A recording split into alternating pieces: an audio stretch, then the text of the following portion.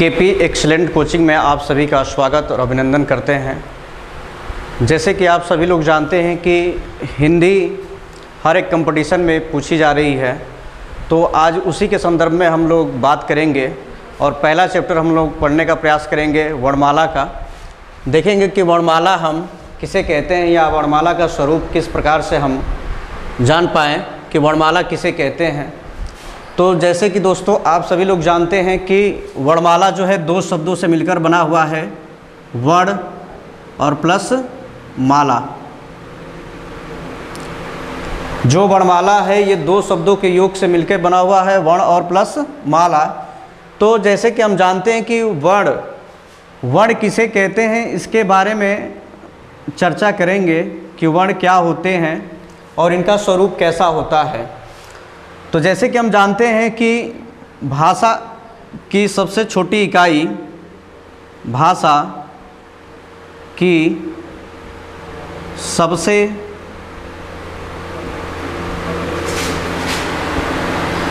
छोटी इकाई को वर्ण कहते हैं। जैसे कि आपने जाना कि भाषा की सबसे छोटी इकाई को क्या कहते हैं, वर्ण कहते हैं। या आप ये भी कह सकते हैं कि ध्वनि के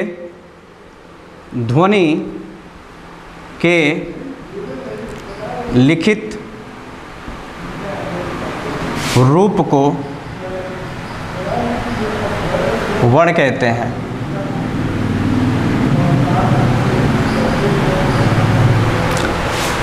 जैसे कि हम जान पाएँ कि हमारी वर्ण की दो परिभाषाएं सामने निकल के आई। एक आया भाषा की सबसे छोटी इकाई को वर्ण कहते हैं। दूसरी परिभाषा हमारी जो सामने आई है यानी कि ध्वनि के लिखित रूप को वर्ण कहते हैं। या हम ये भी कह सकते हैं कि भाषा की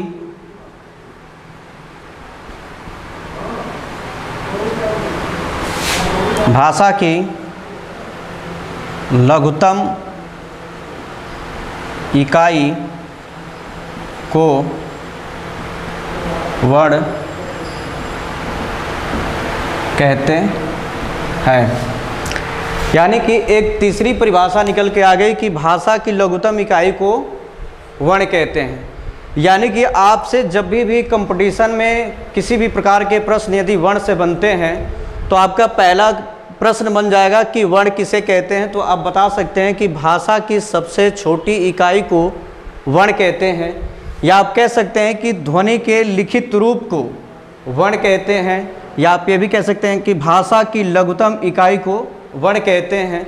यानी कि जो लिखित रूप होता है, यानी कि एक आकृति, यानी कि क की आकृति हमने जो बना दी, और जो हम अपनी वाग इंद्रियों के माध्यम से जब इस क वर्ण का उच्चारण करते हैं उसी को हम क्या कहते हैं, वर्ण कहते हैं।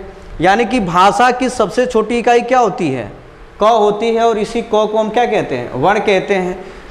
यानी कि अब आप जान पाएँ कि ये एक लिखित रूप है किसका, वर्ण का, और इसी स्वरूप को हम क्या कहते हैं, वर्ण कहते हैं। तो देखेंगे कि माला जो शब्द हमने लिखा कि वर्णमाला जो है दो शब्दों के योग से मिलकर बना हुआ है, तो माला किसे कहते हैं। तो माला आप कह सकते हैं कि जैसे एक प्रकार से जो माली फूलों का एक गुच्छा तैयार करता है, एक फूलों की लड़ियाँ तैयार करता है, तो एक क्रम उसमें सुनिश्चित करता है कि अगर गेंदे का फूल है तो उसके बाद गुलाब का होगा, फिर गेंदे का होगा, फिर गुलाब का होगा। ठीक उसी प्रकार से हमारे माला होते हैं। तो जैसे आप जान पाए कि वर्णमाला किसे कहते हैं, वर्णमाला आप कह सकते हैं कि वर्णों के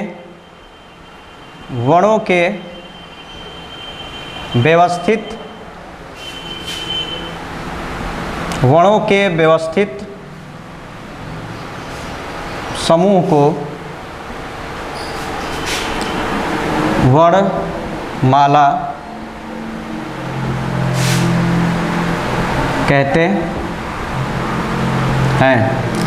यानी कि जैसे हम जान पाएँ कि वर्णमाला किसे कहते हैं, यानी कि वर्णों के व्यवस्थित समूह को वर्णमाला कहते हैं। तो आगे हम देखेंगे कि वर्णमाला यानी कि एक क्रम में किस प्रकार से व्यवस्थित होते हैं, उसको हम लोग आगे देखते हैं।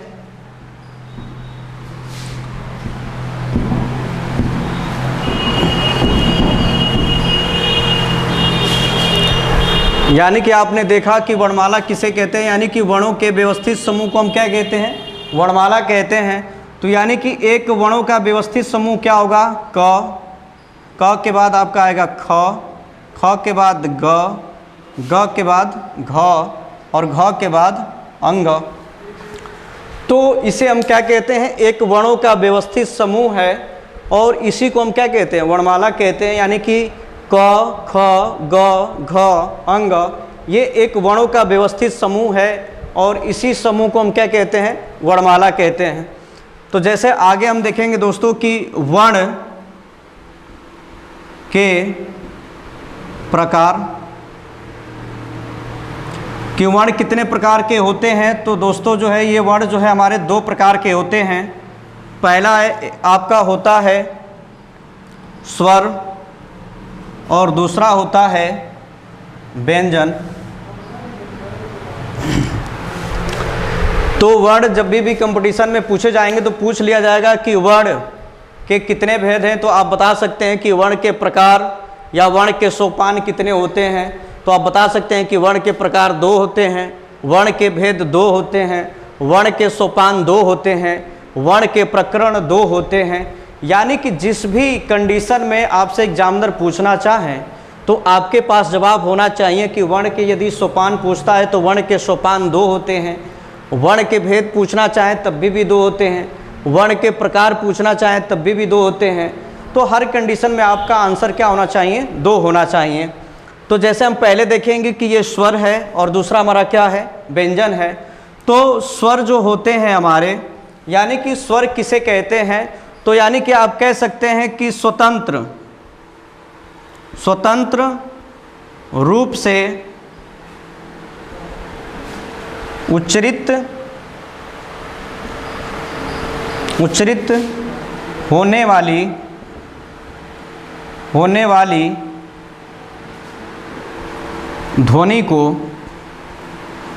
ध्वनि को स्वर कहते हैं।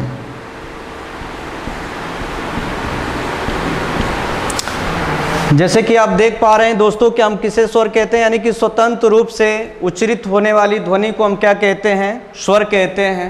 यानी कि जब भी स्वरों का उच्चारण होता है तो इसमें किसी अन्य वर्ण का हस्तक्षेप नहीं होता है। ये ऐसे हमारे वर्ण होते हैं जो स्वतंत्र रूप से उच्चारण किए जाते हैं। तो देखेंगे हमारे स्वर कौन कौन से होते हैं। अ, आ, ई, उ, ए, ऐ, ओ, औ। जैसे कि आप देख पा रहे हैं कि ये जो हमने एक स्वर लिखा है तो ये उच्चारण के आधार पे हमने लिखने का प्रयास किया है कि उच्चारण के आधार पे कभी कभी पूछता है कि उच्चारण के आधार पे हमारे स्वर कितने होते हैं। तो इनकी संख्या आप देख पा रहे होंगे कि 1, 2, 3, 4, 5, 6, 7, 8, 9, 10। ये उच्चारण के आधार पे हमारी स्वरों की संख्या कितनी होती है, 10 होती है। लेकिन पूछता है कि हिंदी में हमारे स्वर कितने होते हैं या हिंदी वर्णमाला में स्वरों की संख्या कितनी होती है। तो दोस्तों हमारी हिंदी वर्णमाला में स्वरों की संख्या 10 नहीं होती है, ये उच्चारण के आधार पे स्वरों की संख्या 10 बताई गई है। लेकिन हिंदी वर्णमाला में जैसे आप जानना चाहें तो इसे हम थोड़ा सा मिटाते हैं, फिर बता रहे हैं आपको कि हिंदी वर्णमाला में स्वरों की जो संख्या है कितनी होती है। तो जो हमारे स्वरों की संख्या है, जो हमारे स्वर हैं, तो अ, आ, ई, उ, री, ए, ऐ, ओ, औ। तो आप देख पा रहे होंगे कि हमने पहले बताया कि ये उच्चारण के आधार पे हमारे जो स्वर हैं अ, आ, ई, उ, ए, ऐ, ओ, औ। इनको हम उच्चारण के आधार पे पढ़ते हैं कि उच्चारण के आधार पे स्वर कितने होते हैं। तो स्वर हमारे कितने होते हैं? 10 होते हैं। लेकिन जब आगे स्टेप में हम बढ़ेंगे कि पूछेगा कि हिंदी वर्णमाला में स्वर कितने होते हैं, तो आप सदैव बताएंगे 1 2 3 4 5 6 7 8 9 10 11। तो हिंदी वर्णमाला में स्वरों की संख्या कितनी हो गई? 11। और यहाँ पे उच्चारण के आधार पे स्वरों की संख्या कितनी हो गई? 10। तो जब भी पूछे इस प्रकार से क्वेश्चन दे दे कि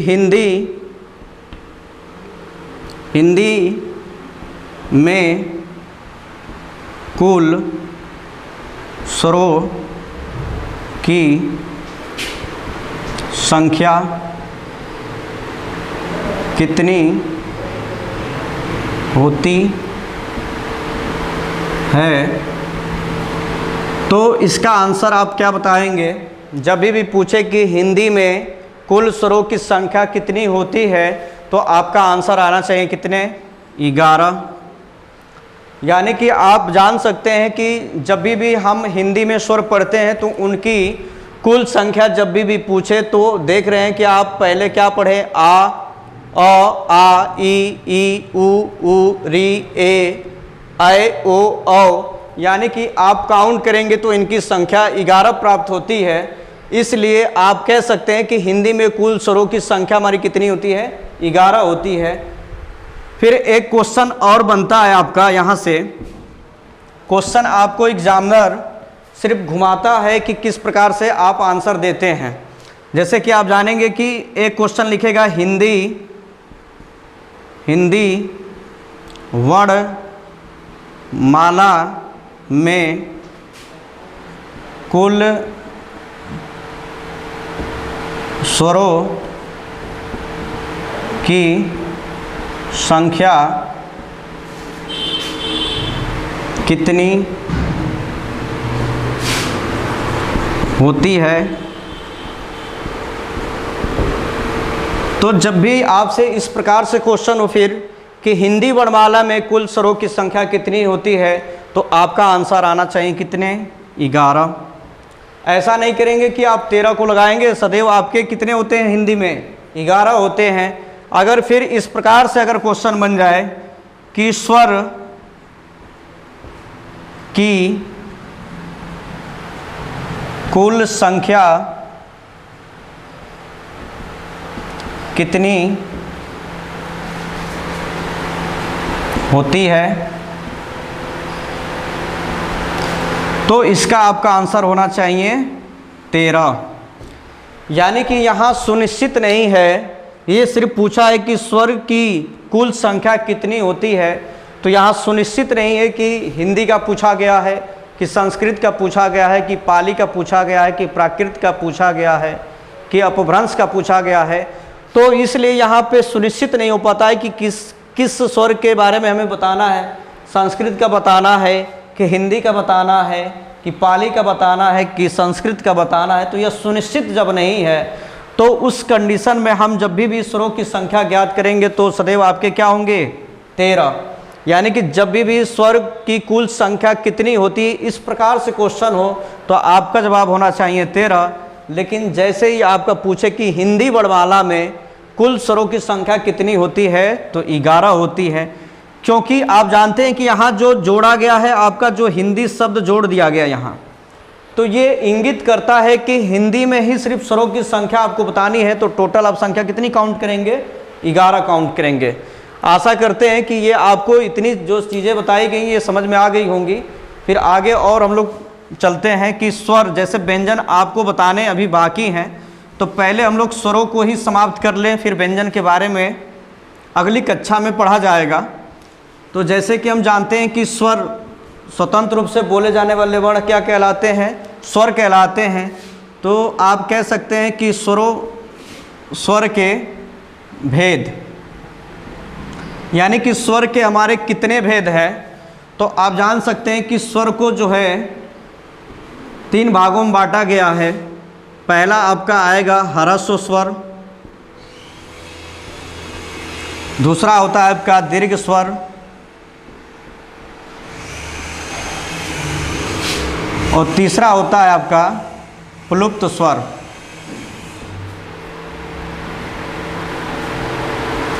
प्लुप्त स्वर यानी कि आपने देखा कि स्वर के कितने भाग हैं या कितने प्रकरण पूछ दे कि स्वर को कितने प्रकरणों में विभक्त किया गया है तो आप बताएंगे 3।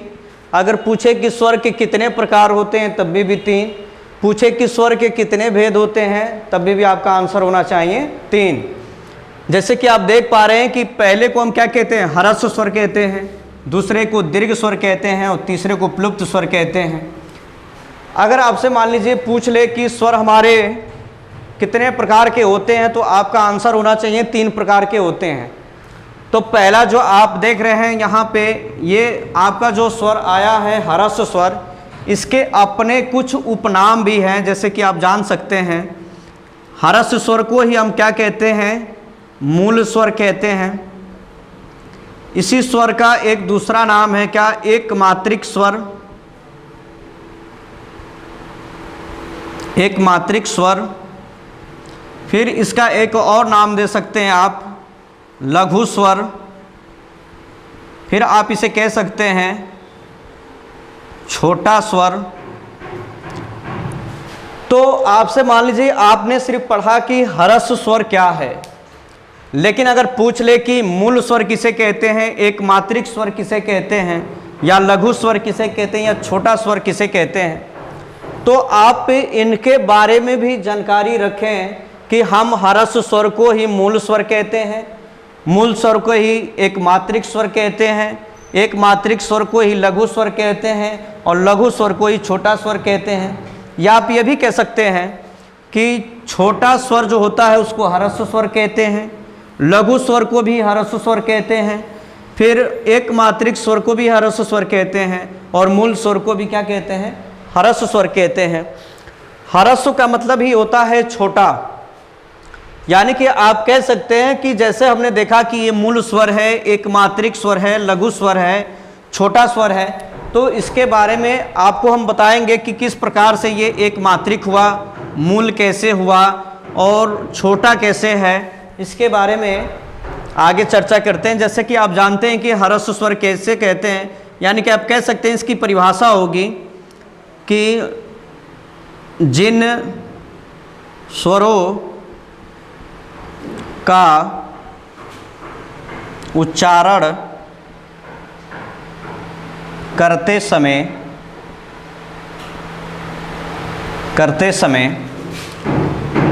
एक मात्रा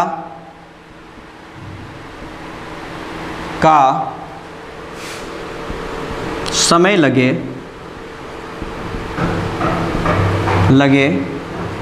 उसे ह्रस्व स्वर या एक मात्रिक स्वर कहते हैं। जैसे कि आप जान पा रहे हैं कि जिन स्वरों का उच्चारण करते समय एक मात्रा का समय लगे उसे ह्रस्व स्वर या एक मात्रिक स्वर या मूल स्वर या लघु स्वर या छोटा स्वर कहते हैं। किसे? ह्रस्व स्वर को। यानी कि जो यहाँ पे समय दिया गया है तो आपको आगे बताया जाएगा, जब हम स्वरों का वर्गीकरण पढ़ेंगे तो उसके बारे में बताया जाएगा कि समय क्यों दिया गया, यानी कि समय काल का बोधक होता है और समय को इंगित करता है।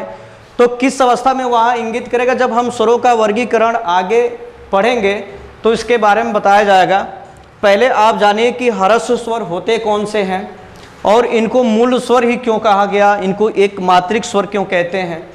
तो जैसे कि आप जान पा रहे हैं परिभाषा से कि जिन स्वरों का उच्चारण करते समय एक मात्रा का समय लगे उसे हम क्या कहते हैं, ह्रस्व स्वर कहते हैं या एक मात्रिक स्वर कहते हैं।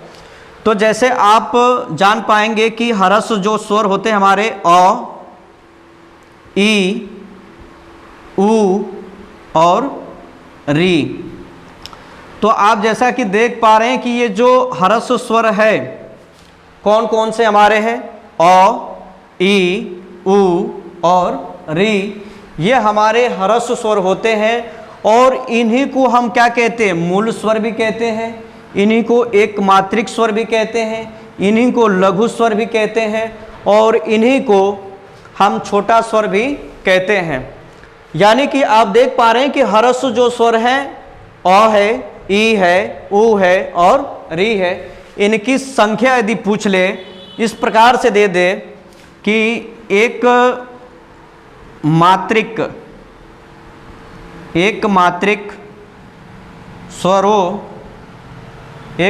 स्वरों की संख्या होती है। जैसे आपसे प्रश्न कर दिया गया कि एक मात्रिक स्वरों की संख्या होती है तो कितनी होती है, तो जैसे आप काउंट कर पा रहे हैं कि 1 2 3 4, तो इसकी संख्या में कितनी प्राप्त हो रही है, 4 हो रही है। तो इसका आंसर जब हमें देना हो तो एक मात्रिक स्वरों की संख्या होती है तो कितनी होती है, तो आप बता सकते हैं कि इनकी संख्या कितनी होती है, 4 होती है। यदि पूछ ले कि यहीं पे अगर ये नाम जैसे हमने दिया है एक मात्रिक स्वर और इसको कह दे कि मूल स्वरों की संख्या कितनी होती है, तो आपका जवाब होगा 4, क्योंकि इसी को हम मूल स्वर कहते हैं, इन्हीं को एक मात्रिक स्वर कहते हैं, इन्हीं को छोटा स्वर कहते हैं, इन्हीं को ह्रस्व स्वर कहते हैं, इन्हीं को लघु स्वर कहते हैं। आदि नामों से हम ह्रस्व स्वर के को जानते हैं, इसलिए हम कह सकते हैं कि ह्रस्व स्वरों की जो संख्या होती है 4 होती है। आशा करते हैं कि ये जो चीज़ें आपको बताई जा रही हैं समझ में आ रही होंगी। फिर हम आगे देखते हैं कि दीर्घ स्वर किसे कहते हैं। जैसे कि आपने जान लिया कि ह्रस्व स्वर हमारे कौन कौन से होते हैं, फिर हम आगे बढ़ेंगे कि दीर्घ स्वर किसे कहते हैं। यानी कि इसका एक नाम आता है, दीर्घ स्वर को हम कहते हैं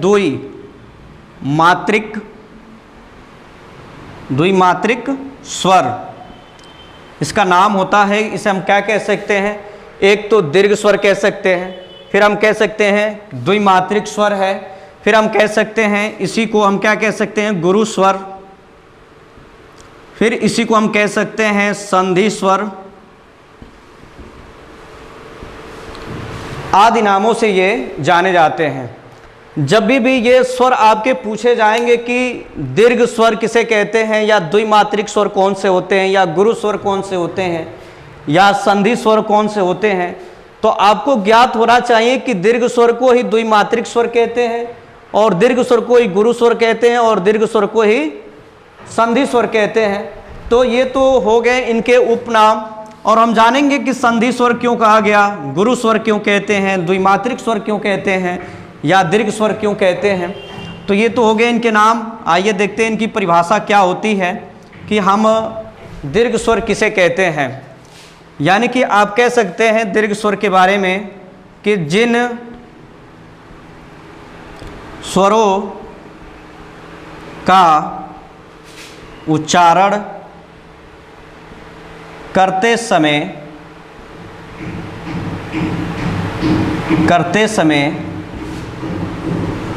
ह्रस्व स्वर से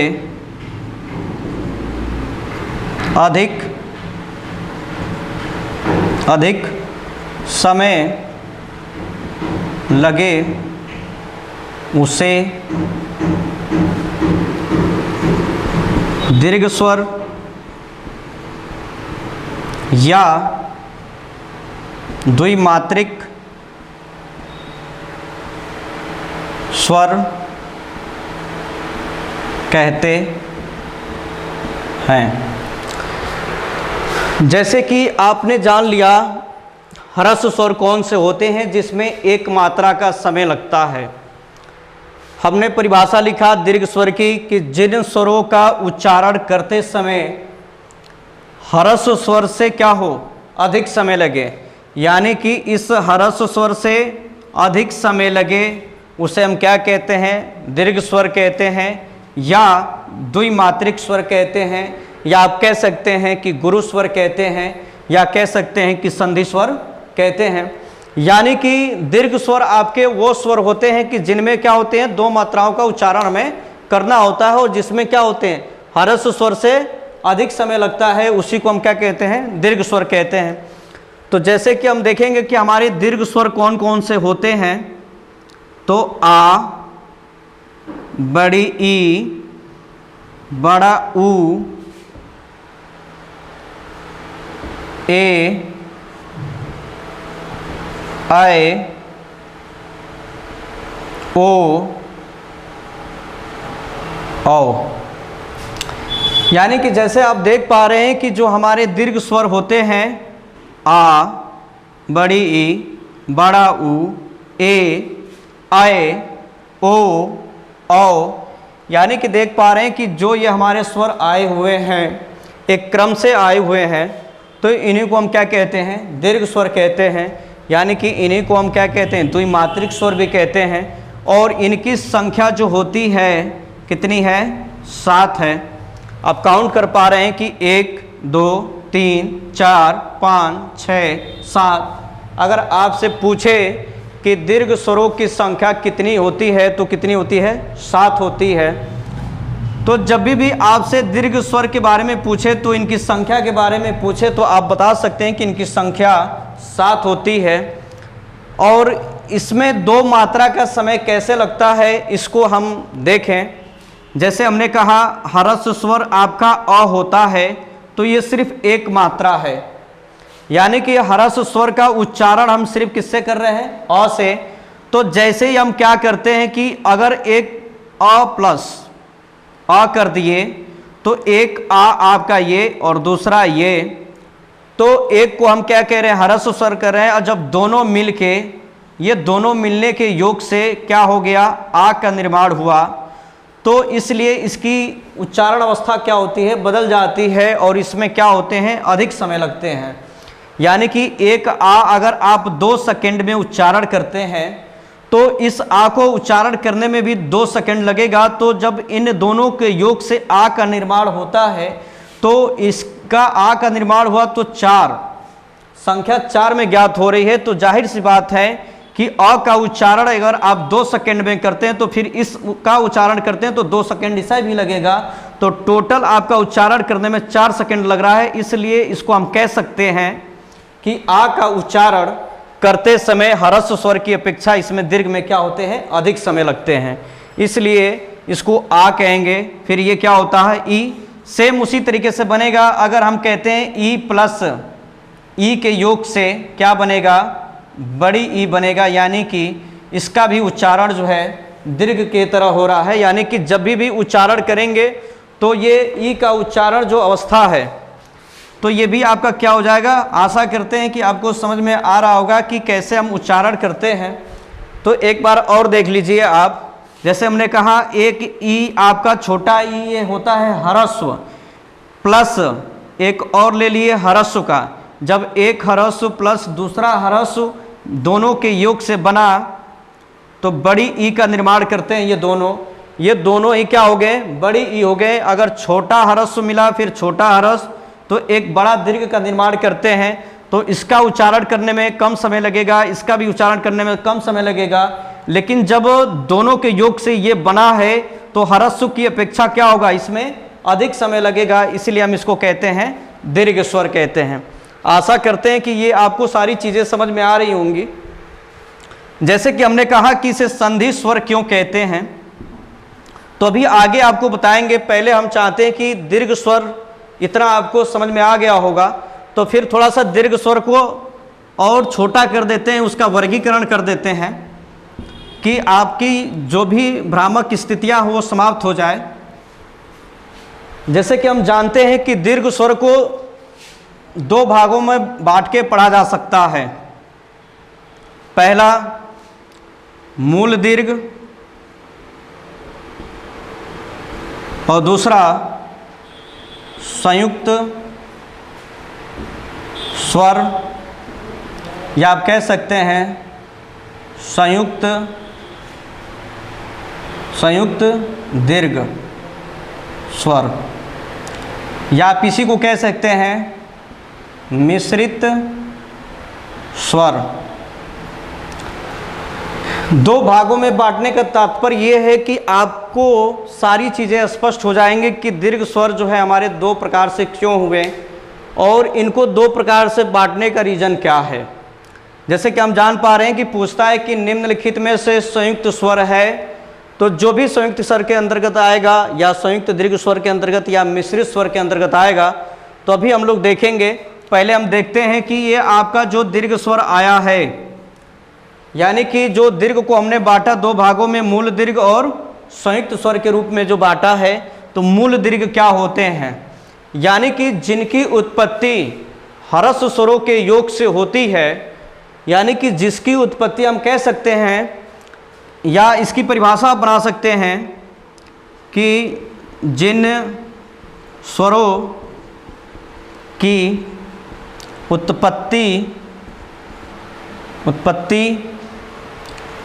उत्पत्ति ह्रस्व स्वर के योग से हुई हो उसे मूल दीर्घ स्वर कहते हैं। यानी कि जिन स्वरों की उत्पत्ति ह्रस्व स्वरों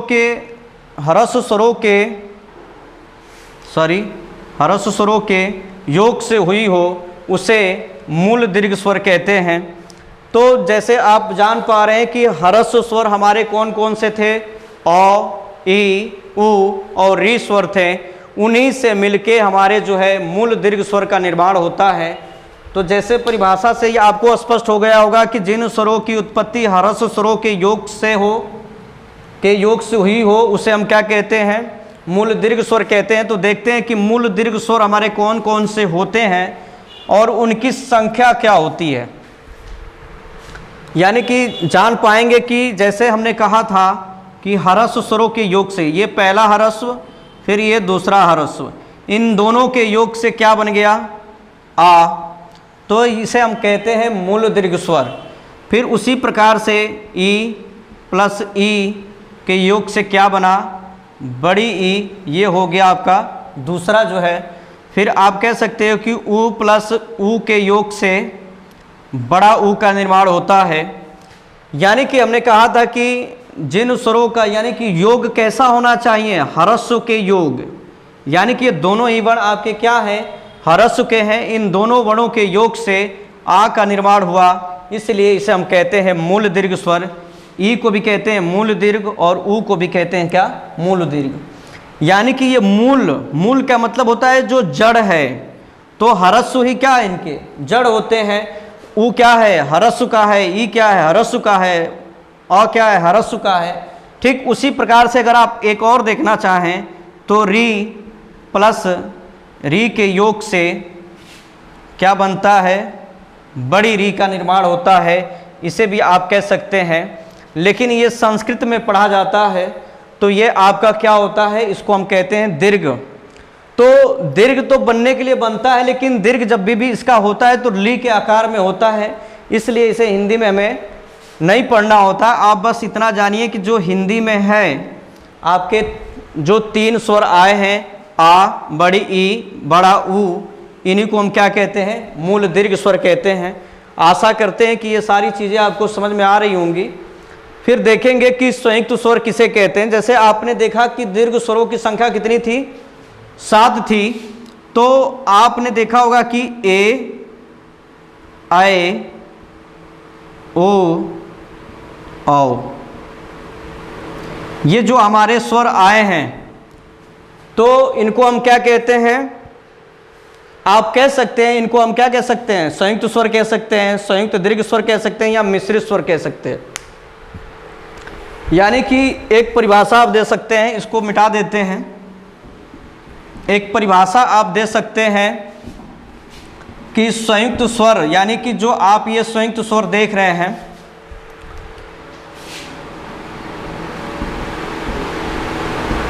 जो संयुक्त स्वर आप देख रहे हैं यहाँ पे, तो संयुक्त स्वर की परिभाषा हो जाएगी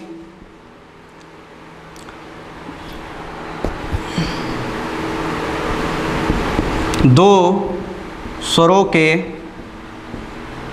योग से बनने वाले वर्ण को संयुक्त स्वर कहते हैं। यानी कि आप परिभाषा दे सकते हैं कि दो स्वरों के योग से बनने वाले वर्ण को संयुक्त स्वर या मिश्रित स्वर कहते हैं।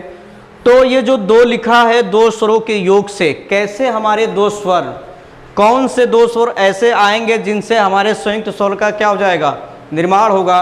तो इसके बारे में आप जानिए कि दो स्वर हमारे कौन कौन से होंगे। तो ऐसे स्वर जैसे हमने कहा कि ये जो हमारे स्वर आते हैं, ए होते हैं, आए होते हैं, ओ होते हैं और औ होता है, इन चारों को हम क्या कहते हैं, संयुक्त स्वर कहते हैं। तो संयुक्त स्वर कैसे होंगे, यानी कि हम कह सकते हैं अ प्लस ई के योग से जो बना उसे हम कहते हैं ए, फिर अ प्लस ए के योग से जो बना उसे कहते हैं ऐ, फिर अ प्लस उ के योग से जो बनता है उसे कहते हैं ओ, फिर अ प्लस ओ के योग से जो बनता है उसे कहते हैं औ।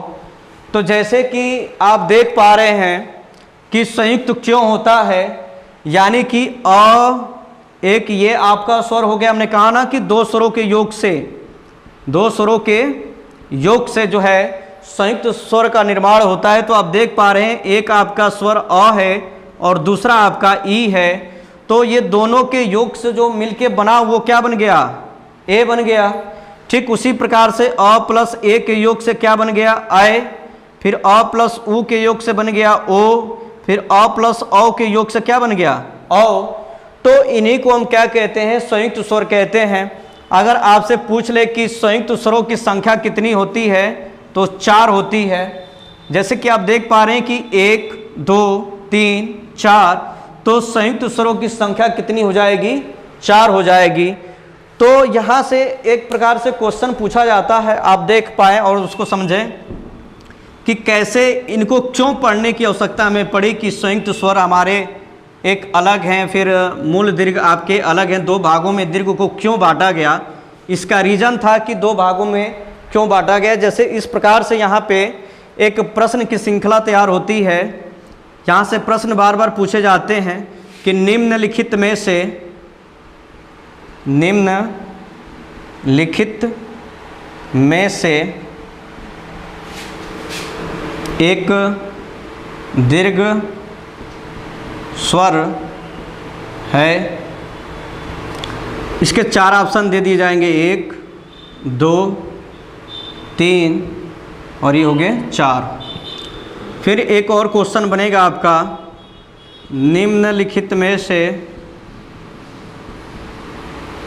निम्नलिखित में से एक दीर्घ स्वर नहीं है। इसके भी 4 ऑप्शन हो जाएंगे, 1 2 3 4। तो जैसे किस प्रकार से यहाँ के क्वेश्चन हम हल करेंगे। एक में पूछा गया है कि निम्नलिखित में से एक दीर्घ स्वर है, तो आपका ऑप्शन बनता है बड़ी ई, ए, ओ, औ। अगर इस प्रकार से ऑप्शन आपको दे दे, फिर हमने यहाँ लिखा है कि निम्नलिखित में से एक दीर्घ स्वर नहीं है, एक दीर्घ स्वर नहीं है। तो यहाँ जब भी पूछा जाएगा कि एक दीर्घ स्वर नहीं है, तो आप ऐसे भी कह सकते हैं,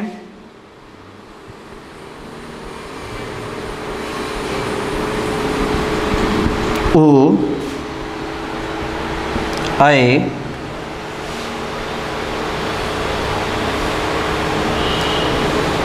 आ, औ।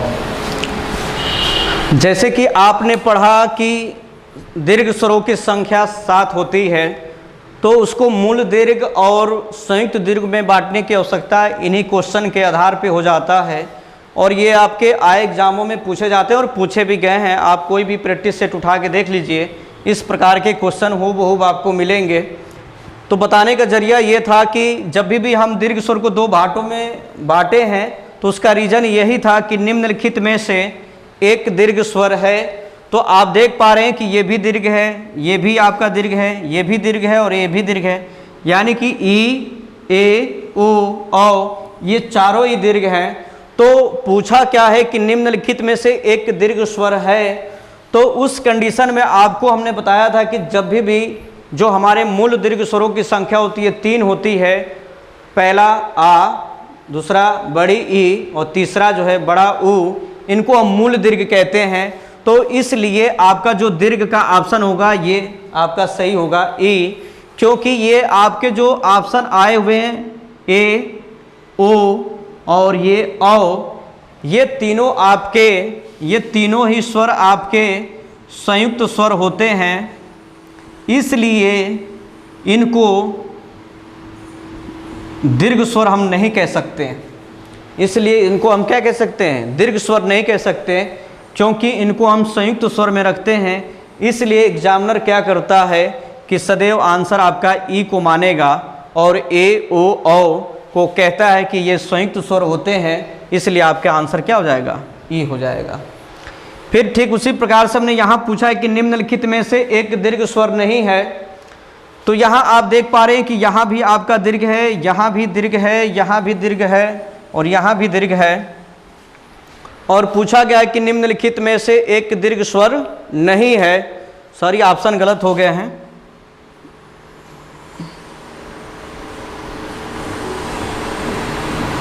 जैसे यहाँ पे आपका हो जाएगा ये और फिर ये। पूछा गया है क्या कि निम्नलिखित में से एक दीर्घ स्वर नहीं है। तो आप देख पा रहे हैं कि आ, औ, बड़ी ई, आ, ओ। तो आप इस कंडीशन में क्या करेंगे? एक दीर्घ स्वर नहीं है तो क्या है? ये हो जाएगा आ, औ, यानी कि ई भी आपका दीर्घ है, आ भी दीर्घ है, ओ भी दीर्घ है, यानी कि ये सभी क्या हो जाते हैं? दीर्घ हो जाते हैं। उस कंडीशन में आपका आंसर क्या हो जाता है? यही सही हो जाता है। आशा करते हैं कि दीर्घ स्वर और ह्रस्व स्वर आपको समझ में आया होगा। एक स्वर और हम लोग पढ़ लेते हैं, प्लुप्त स्वर। प्लुप्त स्वर के बारे में जानकारी प्राप्त कर लेते हैं कि प्लुप्त स्वर हमारे होते क्या हैं और इनके उपनाम क्या हैं। तो जैसे कि सबका अपने उपनाम जाना, तो इनके भी अपने उपनाम हैं। जैसे कि इसे हम कहते हैं त्रिमात्रिक स्वर। ये त्रिमात्रिक स्वर के नाम से जाने जाते हैं और इनकी परिभाषा होती है कि जिन स्वरों का उच्चारण करते समय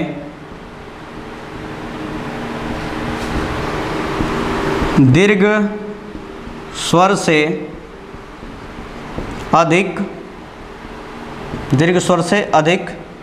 समय लगे उसे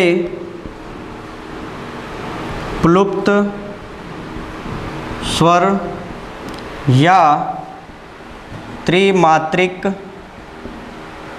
स्वर कहते हैं।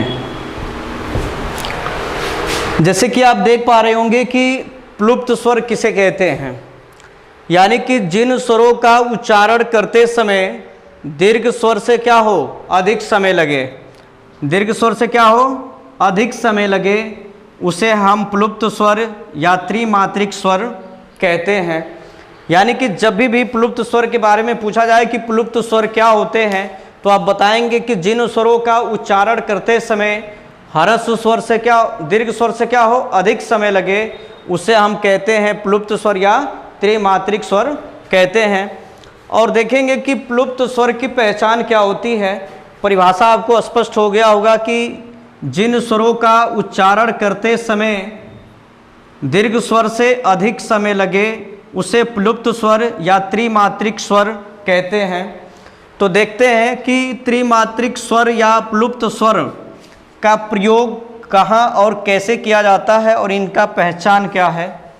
तो यानी कि प्लुप्त जो हमारे स्वर होते हैं, प्लुप्त स्वर कौन से होते हैं हमारे, अगर हम कह दें कि अ, ये 3, फिर अगर हम करते हैं आ, फिर ये 3, हिंदी में जिस प्रकार से लिखे जाते हैं और एक प्रचलित है इस प्रकार से ओम करते हैं, ये आपके प्लुप्त स्वर होते हैं। यानी कि आप कह सकते हैं कि प्लुप्त स्वर का सर्वाधिक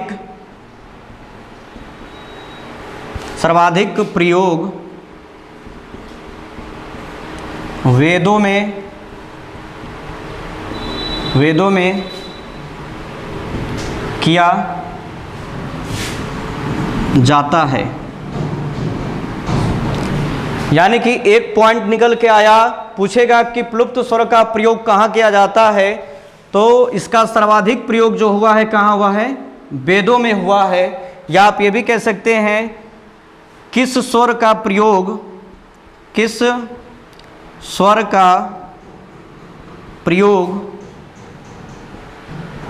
किसी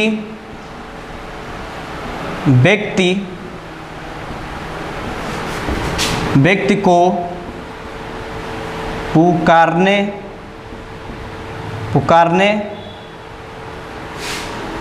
में किया जाता है।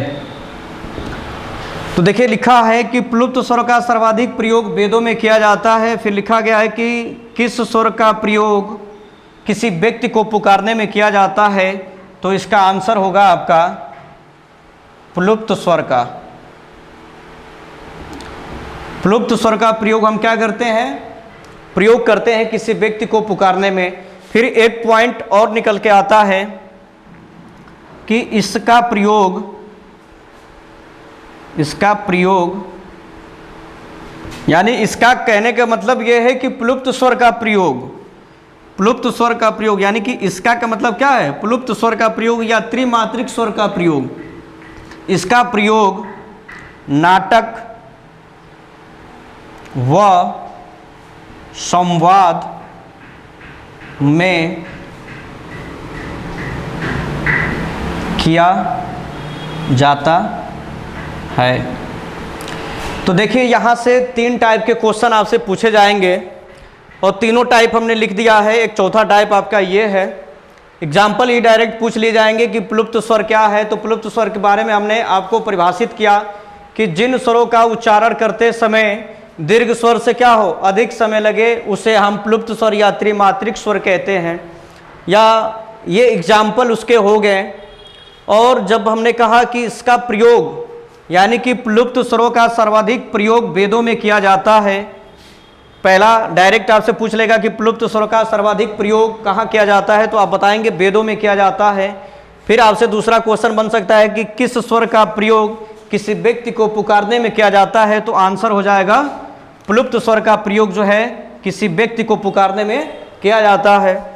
फिर आप कह सकते हैं कि किसका प्रयोग नाटक व संवाद, यानी कि इसका प्रयोग का मतलब कि प्लुप्त स्वरों का प्रयोग नाटक में व संवाद में किया जाता है। तो डायरेक्ट पूछ लेगा कि किस स्वर का प्रयोग नाटक और संवादों में किया जाता है, तो प्लुप्त स्वर का प्रयोग नाटक या संवादों में किया जाता है।